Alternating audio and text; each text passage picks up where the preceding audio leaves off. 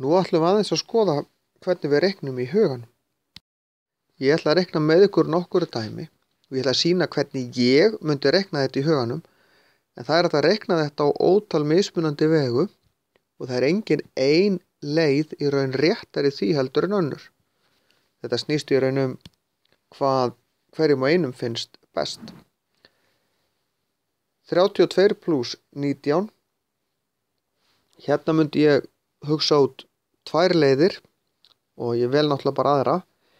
Hérna get ég annarkvort lagt 2 plus 9, ég fæ út úr því 11, og svo 30 plus 10 og fæ út úr því 40. Og út úr þessu fæ ég svo, ef ég legg þetta saman, 51. Ég hefði líka geta færið, nú ætla ég að sýna ykkur hvernig er þetta að hugsa líka.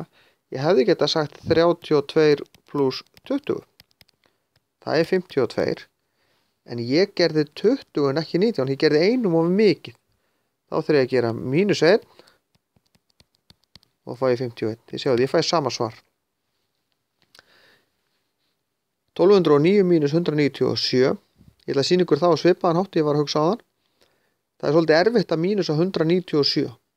En ef ég breyti þessu í 200, gerir 1209 mínus 200, þá fæ ég 1009.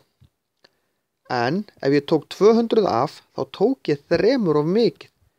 Þá þarf ég að bæta 3 við og þá fæ ég 1012. 31 sinnum 12. Hérna er eiginlega einfaldast að hugsa, eða mér finnst það allavega, 31 sinnum 10. Það er 310. En þá ég eftir að gera 31 sinnum 2 er það ekki. Það er 62. Svo plúsa ég þetta saman, 372. Síðasta, 512 deilt með 4. Sumum finnst erfitt að deila með 4, en 4 er 2 sinnum 2 er það ekki. Þannig ef ég gerir 512 deilt með 2 og fæ út 256, og deili svo aftur með 2 og fæ 128, þá er ég í raun búin að deila með, þegar ég deili tvisvar með 2 í röð, þá er ég búin að deila með 4.